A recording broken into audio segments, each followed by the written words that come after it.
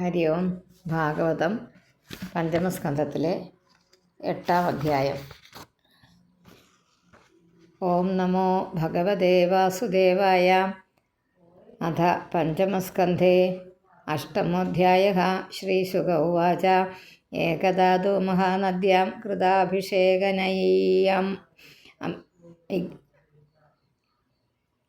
ഏകദാ തു മഹാനദ്യാം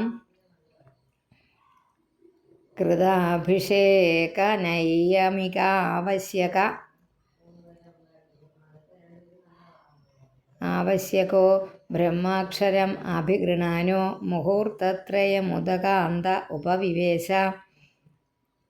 തു ഏകത. ഏകത ഒരു നാൾ നമ്മൾ കഥ പറയുമ്പോൾ പറയുന്നത് പോലെ തു എന്നാൽ ഏകത ഒരു നാൾ മഹാനദിയിൽ കൃതാഭിഷേകനൈയമിക ആവശ്യക അതാണ് ആവശ്യകോ എന്നായത്. കുളിച്ചുകൊണ്ടിരുന്നപ്പോൾ നിയമപ്രകാരമുള്ള സന്ധ്യാവന്ദനം എന്നിവയോട് കൂടിയവനും ബ്രഹ്മാക്ഷരം ആവശ്യകോ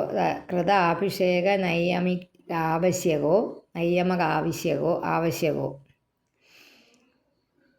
ബ്രഹ്മാക്ഷരം ആ മന്ത്രത്തെ ബ്രഹ്മാക്ഷരം അഭിഗൃണാന അത് പറയുന്നവനായിട്ട് മുഹൂർത്തത്രയം 3 മുഹൂർത്ത സമയം ഉദകം വെള്ളം അതിൻ്റെ സമീപത്തിൽ അതിൻ്റെ അടുത്ത് അതിൽ ഉദകാന്തെ ഉപവിവേശ ഇരുന്നു.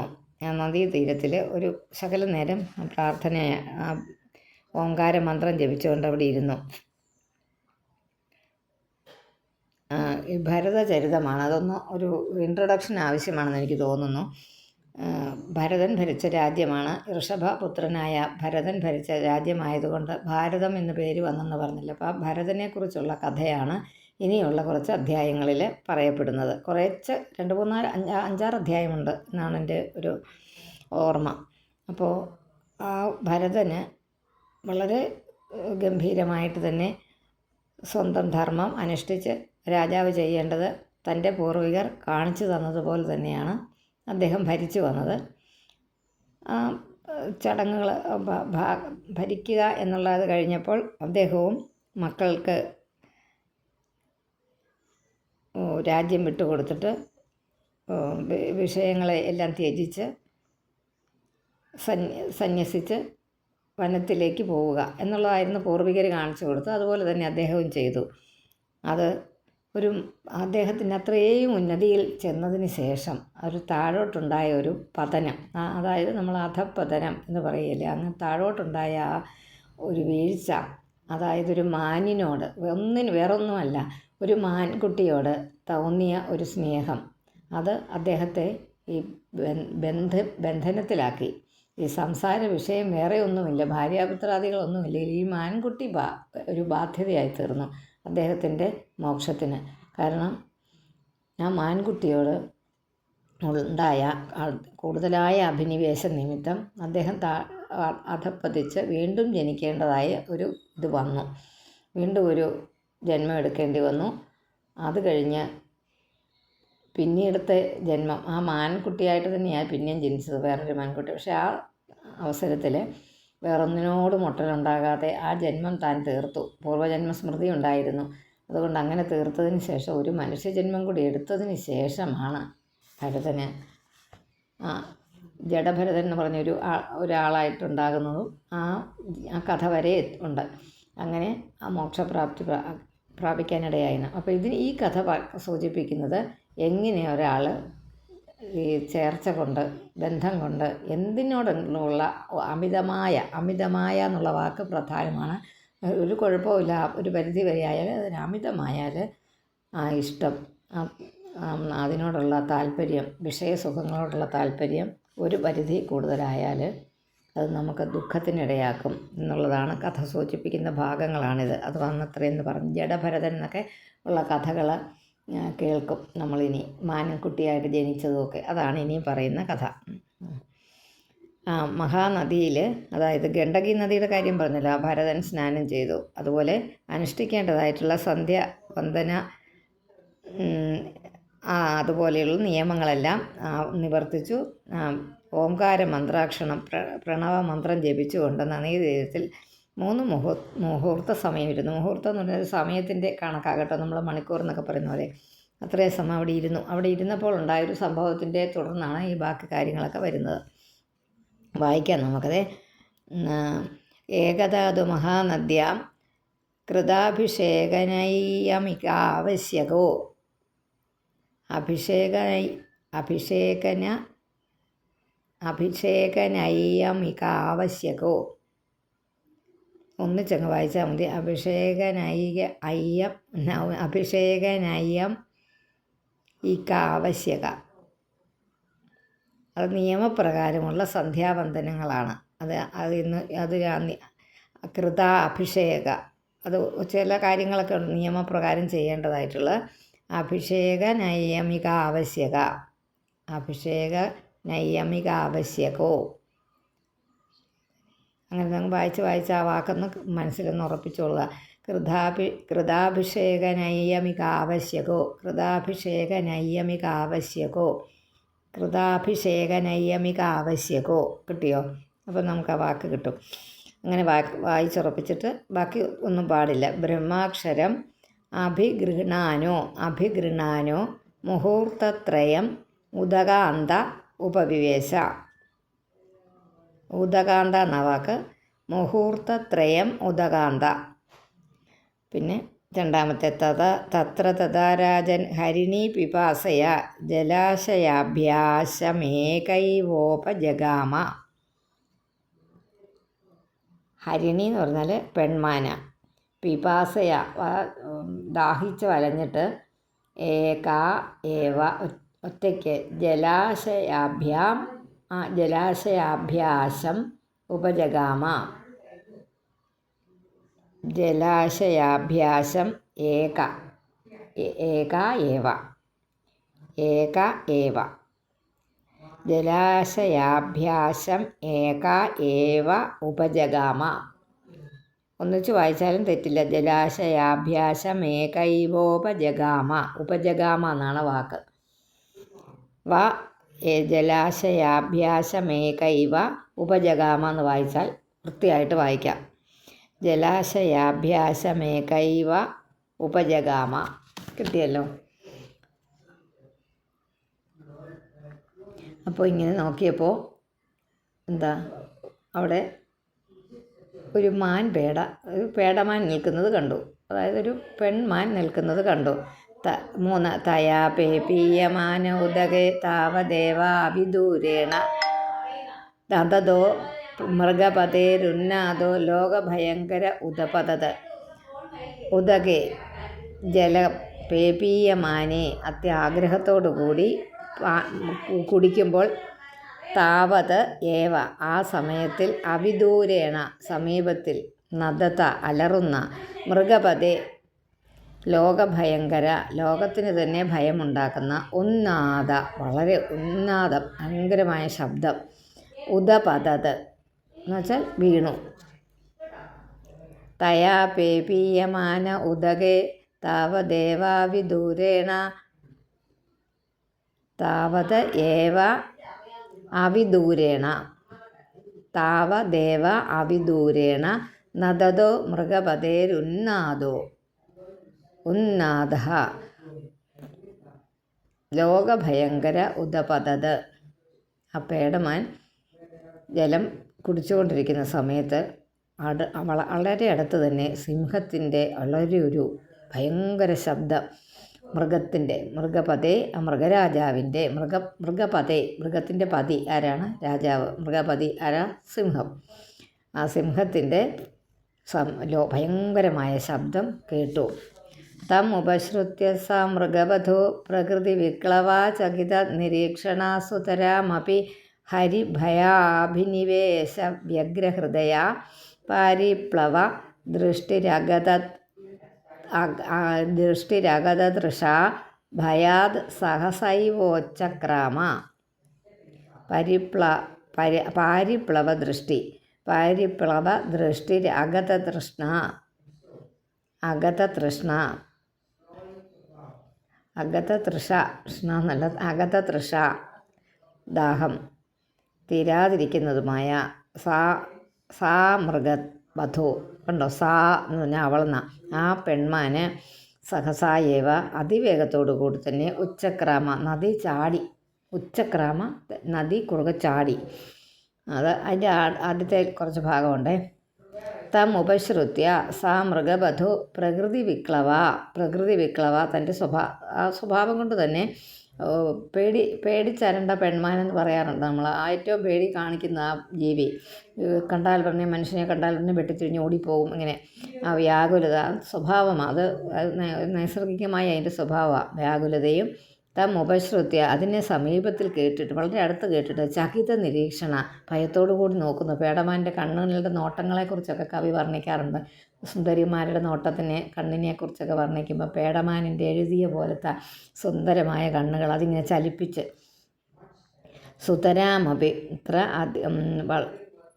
കൂടിയതായിട്ടുള്ള ഹരിഭയാഭിനിവേശ വ്യഗ്രഹൃദയ, ഹരി എന്ന് പറഞ്ഞാൽ സിംഹഭയാവേശ, സിംഹത്തിനോട് ആണെന്ന് മനസ്സിലായി, അതുകൊണ്ടുള്ള പേടി നിമിത്തം ഇളകിയ ഹൃദയത്തോടും പാരിപ്ലവ ദൃഷ്ടി ചലിക്കുന്ന കണ്ണുകളോട് കൂടിയതും അഗത തൃഷ ദാഹം തീരാതിരിക്കുന്നതുമായ, ആ ദാഹം തീർന്നില്ല, കുടിച്ചുകൊണ്ടിരുന്നപ്പോഴാണ് കേട്ടത്, അതിവേഗത്തോടു കൂടി തന്നെ ഉച്ചക്രാമ നദി ചാടിക്കടന്നു. തമുപശ്രുത്യ സാ മൃഗവധു പ്രകൃതി വിക്ലവ ചകിത നിരീക്ഷണ സുതരാമപി ഹരിഭയ അഭിനിവേശ വ്യഗ്രഹൃദയ. ഹരിഭയ എന്ന് വായിക്കുക, ഹരിഭയ എന്ന് വായിക്കാതെ ഹരിഭയ അഭിനിവേശ വ്യഗ്ര ഹൃദയ പാരിപ്ലവ ദൃഷ്ടിർ അഗത തൃഷ. പാരിപ്ലവ ദൃഷ്ടിർ എന്ന് നിർത്തിയിട്ട് അഗത തൃഷ ഭയാത് സഹസൈവോച്ചക്രാമ. 5 തസ്യ ഉത്പതന്ത്യ അന്തർവജ്ഞ ഒരു ഭയാവഗളിതോ യോനി നിർഗതോ ഗർഭസ്രോതസി നിപപാത. തസ്യ ഉത്പതന്ത്യ അന്തർവന്യ ഒരു ഭയാവഗളിതോ യോനി നിർഗതോ, അവഗളിതോ കഴിഞ്ഞ് കോമായിട്ടോ, യോനി നിർഗതോ ഗർഭസ്രോതസി നിപപാത. ഉത്പതന്ത്യ ചാടുന്ന സമയത്ത്, അന്തർവന്യ നമ്മൾ പറയും ക്യാരീഡാണെന്ന് പറയത്തില്ലേ, അത് ആ ഒരു വാക്കിൻ്റെ ശരിക്കും ഉള്ളത് സംസ്കൃത പരിഭാഷയാണ് അന്തർവന്യ എന്ന് വെച്ചാൽ അകത്ത് ഒന്നിനെ ധരിച്ചിരിക്കുന്നവൾ, അകത്ത് ഉള്ളത് എന്ന് വെച്ചാൽ അകത്തുള്ളതെന്ന് പറഞ്ഞാൽ എന്നാ, ഗർഭം. ആ ഗർഭിണിയായ തസ്യ അതിൻ്റെ ഒരു ഭയാവഗളിത, ആ മഹാഭയത്തിൻ്റെ സ്ഥാനത്ത് നിന്ന് ചലിച്ചതും യോനി നിർഗത യോനിയിൽ നിന്ന് പുറത്തേക്ക് വന്നതുമായ ഗർഭം സ്രോതസ്സി ഒഴുക്കിൽ നിപപാത പതിച്ചു. അതായത് ഗർഭത്തിലുണ്ടായിരുന്ന ഗർഭസ്ഥ ശിശുവായ ആ മാൻ കിടാവ്, കുഞ്ഞുമാൻ കുട്ടി യോനിയിൽ നിന്ന്, അതിൻ്റെ ഉള്ളിൽ നിന്ന് പുറത്തേക്ക് വന്നു. അത് ഒന്നുമില്ല, എല്ലാ വാക്കും പ്രത്യേകം നമ്മൾ പറഞ്ഞു. 6 തത് പ്രസവോത്സർപ്പണ ഭയഖേദാതുര പ്രസവോത്സർപ്പണ. തത് പ്രസവ ആ പ്രസവം, തത് പ്രസവ ഉത്സർപ്പണ ചാട്ടം, പ്രസവ ഉത്സർപ്പണം ചാട്ടം, ഭയഖേദാതുര ഭയം കൊണ്ടും ഖേദം കൊണ്ടും വേദന കൊണ്ടും, ആതുര ഗണേന തൻ്റെ സംഘത്താൽ വിയുജ്യമാന വേർപെട്ടിരിക്കുന്നു, കാരണം ഒറ്റയ്ക്കാണ് വന്നത്. വിയുജ്യമാന കൃഷ്ണസാരസതി പെണ്ണായിട്ടുള്ള സ്ത്രീ ആയിട്ടുള്ള കൃഷ്ണമൃഗം ആ പേടമാന്. കസ്യാംചിത് ദര്യാം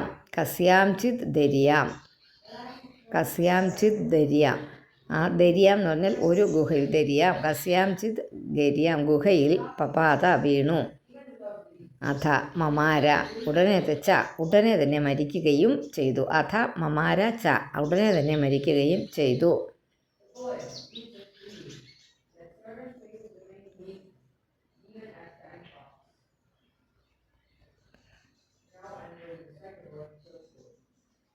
നിപപാത എന്ന് ചിലയിടത്ത് പറയുന്നുണ്ട് കേട്ടോ.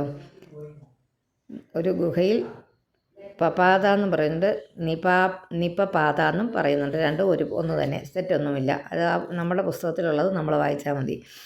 അതെല്ലാം കിട്ടിയല്ലോ.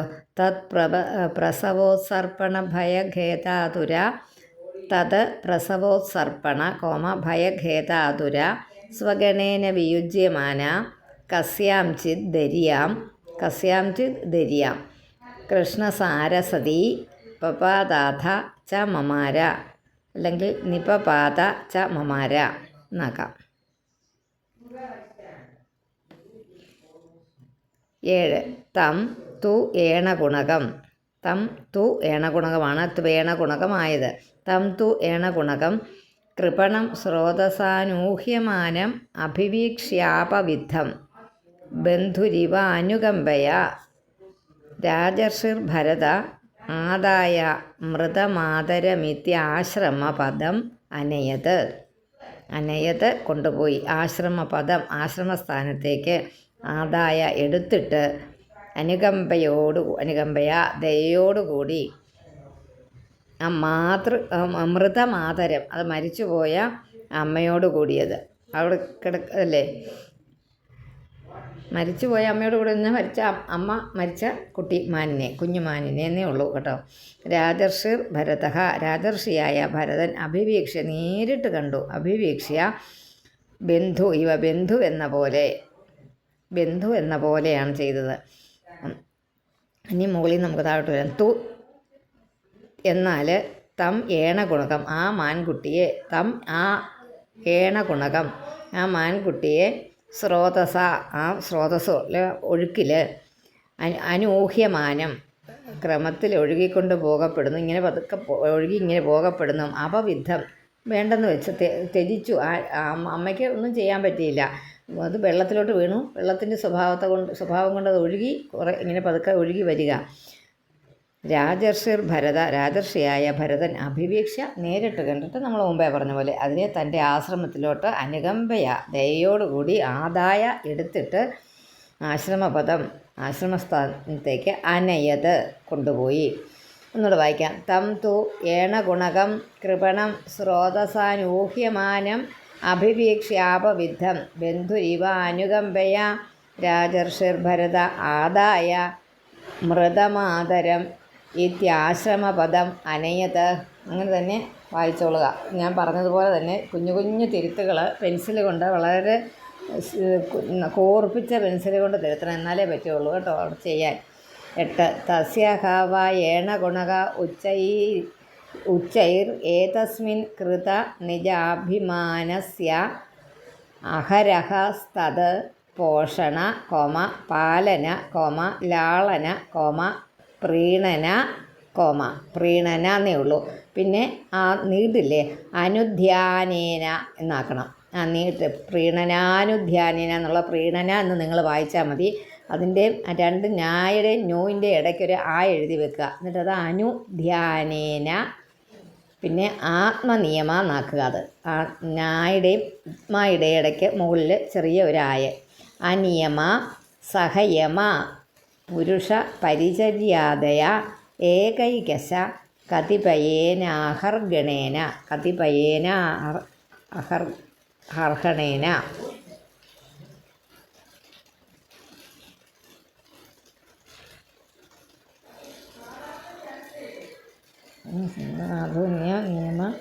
നിയമ പരിചര്യ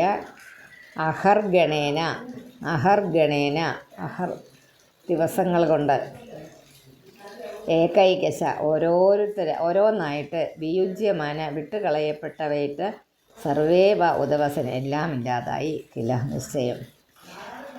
വൈ ആശ്ചര്യം. തസ്യ അത് ആശ്ചര്യത്തെ കൊടുക്കുന്നു. വൈ ഓർക്കുക പോലും വയ്യ എന്നാ. തസ്മിൻ ഏണഗുണകെ ആ മാൻകുട്ടിയിൽ ഉത്കടമായിട്ട് കൃതനിജാഭിമാനസ്യ അതിനാൽ തൻ്റേതെന്ന അഭിമാനത്തോടു കൂടി വയ്ക്കപ്പെട്ട അവൻ്റെ സർവേ ഏവ എല്ലാം ഉദവസൻ തകർന്നുപോയി. ദിവസം ഓരോ ദിവസങ്ങളും തത്പോഷണ പാലന ലാളന പ്രീണന അനുധ്യാനം എന്ന് പറഞ്ഞാൽ ചിന്തിക്കുക. എപ്പോഴും അതിനെക്കുറിച്ച് ചിന്തിച്ച് സഹയമ, യമനിയമങ്ങളൊക്കെ ആത്മനിയമ അതെല്ലാം ഈശ്വരൻ പുരുഷ പരിചര്യാദയ ആ പൂജാദികൾ കതിപയേന അഹർഗണേന ദിവസങ്ങൾ കൊണ്ട് പല ദിവസങ്ങളായപ്പോൾ ഇതിനെ പരിപാലിക്കുന്നതിനകത്ത് ശ്രദ്ധ വെച്ചപ്പോൾ മറ്റേതെല്ലാം വിട്ടുപോയി. ദിവസം കൊണ്ട് ഏകൈകശ ഒന്നായിട്ട് വിയുജ്യമാന കളയപ്പെട്ടവയായിട്ട് സർവേവ ഉദവസൻ എല്ലാം ഇല്ലാതായി എന്ന കില. അതാണ് നിശ്ചയം. നമുക്കൊന്നും പറയാൻ പറ്റില്ല, അതാണ് നിശ്ചയം. എന്നോട് വായിക്കാം. തസ്യഹവ ഏണഗുണക ഉച്ചൈരേതസ്മിൻ കൃത നിജാഭിമാനസ്യ അഹരഹ തത് വലിയാലും കുഴപ്പമില്ല. കൃത നിജാഭിമാനസി അഹരഹ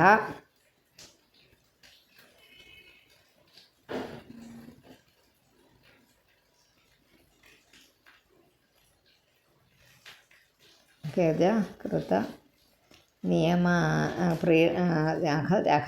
തത് പോഷണപാലന ലാളന പ്രീണന അനുധ്യാനേന ആത്മനിയമ സഹയമ പുരുഷ പരിചര്യാദയ ഏകൈകശ കതിപയേന അഹർഗണേന. ആ കതിപയേന കഴിഞ്ഞിട്ട് അത് നീട്ടില്ല, ഞാൻ എന്നുള്ളതിന് നീട്ടുക, അതവിടെ ഇല്ലാതെ അഹർഗണേന എന്ന് വായിച്ചാൽ മതി. ഞായുടെ ഹായുടെ ഇടയ്ക്ക് മുകളിൽ ഒരു ആ എഴുതിയാൽ ശരിയാകും. വീജ്യമാന കില സർവ ഏവോദവസൻ ഇത്രയേ ഉള്ളൂ. പിന്നെ 9 അഹോബതായം ഹരിണ കുണക കൃപണ ഈശ്വര രഥചരണ പരിഭ്രമണരയേണ സ്വഗണസുഹൃദ്ബന്ധുഭ്യ പരിവർജിത ശരണം ച മാ ഉപസാദിതോ മാമേവ മാതാപിതരൗ ഭ്രാതൃജ്ഞാതീൻ യൗധികാം ച ഏവോപേയായ നാന്യം കഞ്ചന വേദമയ്യതിബിസ്രബ്ധശ്ചാത ഏവ മയാ മത്പരായണസ്യ പോഷണപാലന പ്രീണന ലാളനം അനസൂയുനാനുഷ്ഠേയം ശരണ്യോപേക്ഷാദോഷവിദുഷ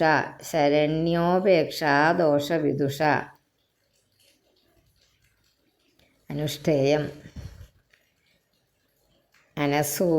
അനസൂയുന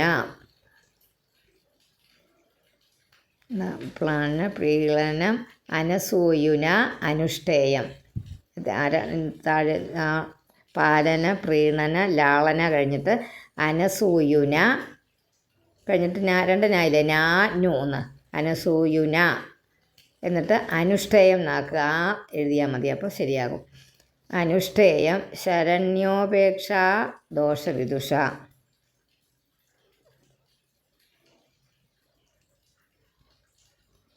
കഞ്ചന അഹോ വെത കഷ്ടം അയം ഹരിണകുണക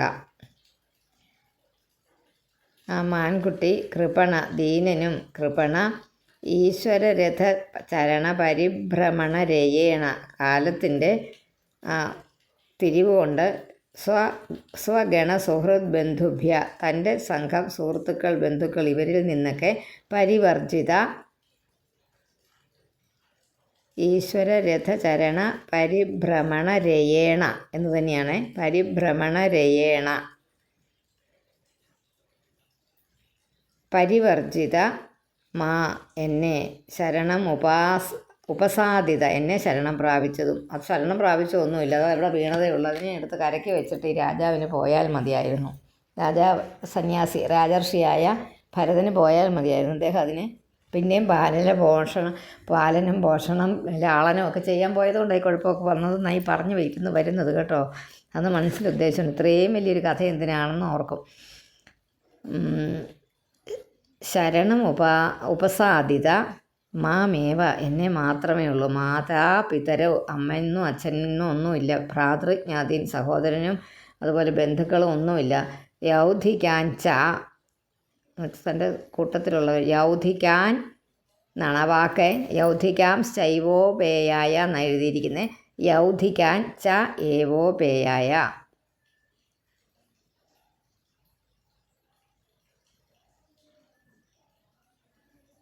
യൗധിക്കാൻ ച ഉപേയായ. അങ്ങനെയാ വാക്ക് കിട്ടിയോ? യൗധിക്കാൻ ച ഏവ ഉപേയായ. അതൊന്നിച്ച് വായിക്കാം കേട്ടോ. യൗധികാം ചൈവോപേയായ നാന്യം കഞ്ചന വേദ മയതി വിശ്രബ്ധ ചാത അതിവിശ്രബ്ധ ച അത ഏവ. എന്തുകൊണ്ട്? അതുകൊണ്ട് തന്നെയെന്ന്. പരിവർത്തിത ശരണം ച മോപസാദിത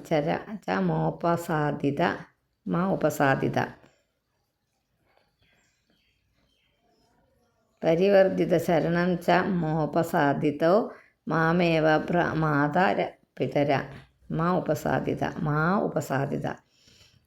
മാമേവ മാതാപിതരോ ഭ്രാതൃജ്ഞാതിൻ യൗധികാംശ്ചൈവോപേയായ നാന്യം കഞ്ചന വേദമയ്യതി വിശ്രബ്ധശ്ചാത ച അത എന്നാണ്. വിശ്രബ്ധ ചാത ഏവമയ മത്പരായണസ്യ പോഷണ പാലന പ്രീണന ലാളന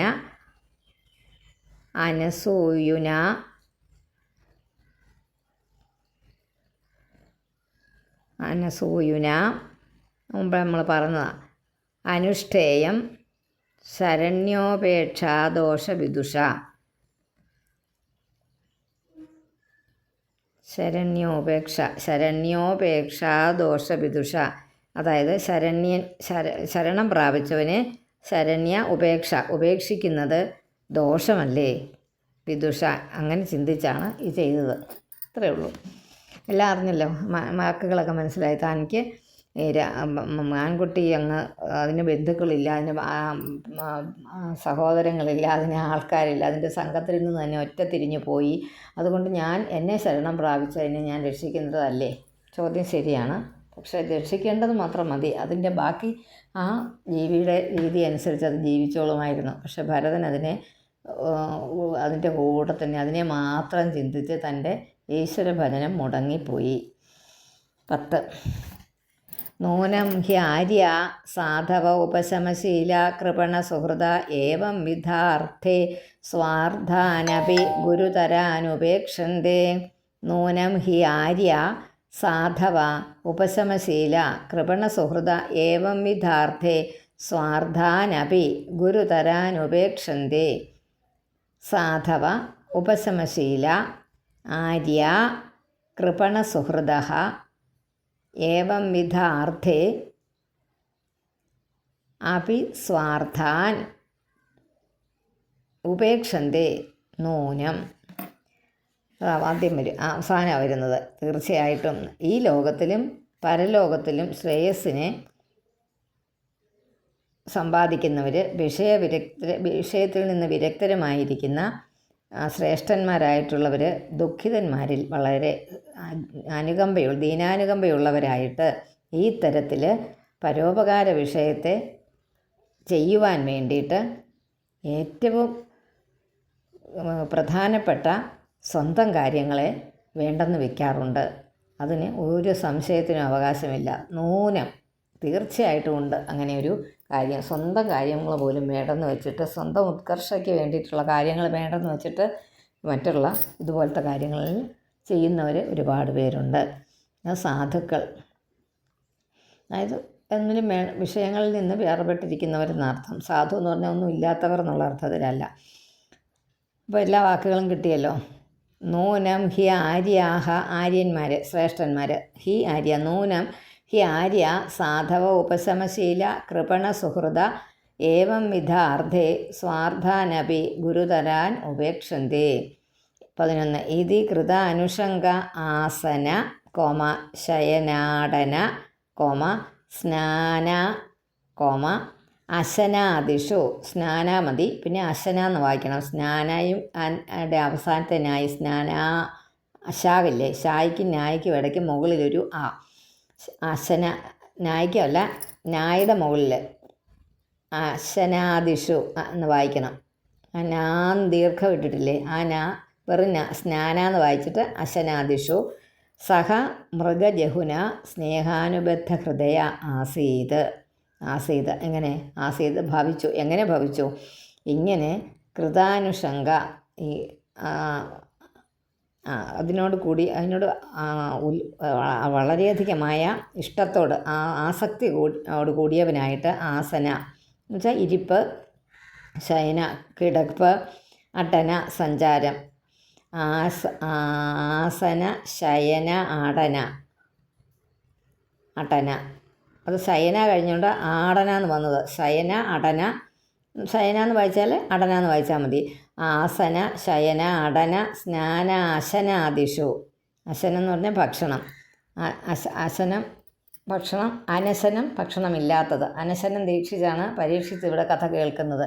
ഒന്നും അനശനം, അശനം ഭക്ഷണം ഇല്ലാത്ത രീതിയിൽ ഇല്ലാതെ ഇരിക്കുന്നു. ആദിഷു മുതലായവയിൽ മൃഗജഹുന സഹ മൃഗത്തിനെ സന്താനത്തോടുകൂടി, സന്താനം പോലെ സ്നേഹാനുബദ്ധ ഹൃദയ, സ്നേഹത്താൽ ബന്ധിക്കപ്പെട്ട ഹൃദയത്തോടു കൂടിയവനായിട്ട് ആസീത് ഭവിച്ചു. ആസീത് അങ്ങനെ ആയിത്തീർന്നു.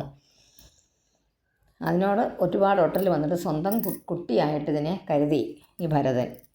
കുശ കുസുമ സമിത് പലാശ ഫലമൂലോദകാനി ആഹരിഷ്യമാണോ, അവിടെ ഫലമൂലോദകാനി എന്നാക്കുക.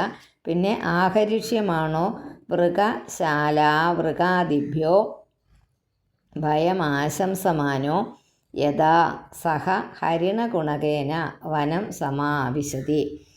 കുശ കുസുമ സമിത് 3-4 കാര്യങ്ങളാണ്. കുശ എന്താ? കുശ എന്ന് പറഞ്ഞാൽ ദർഭപുല്ല്. കുസുമം എന്ന് പറഞ്ഞാൽ പൂവ്. സമിത് പലാശ, സമിത് ചമത, ഇല, ഫലം, മൂലം, ജലം ഇതെല്ലാം കൊണ്ടുവരാൻ ആഗ്രഹിക്കുന്ന സമയം. ഇതൊക്കെ കൊണ്ടുവരണമല്ലോ പൂജയ്ക്ക്. ഈ മാൻകുട്ടിയെ ആശ്രമത്തിലാക്കിയിട്ട് പോയാൽ അതിനെ വല്ല ചെന്നായ്ക്കളോ നാട്ടിലെ നായ്ക്കളോ വന്ന് ഉപദ്രവിക്കുമോ എന്ന ഭയം ഉണ്ടായതുകൊണ്ട് കാട്ടിലേക്ക് പോകുമ്പോഴും മാൻകുട്ടിയെ ഒന്നിച്ചു കൊണ്ടുപോകും.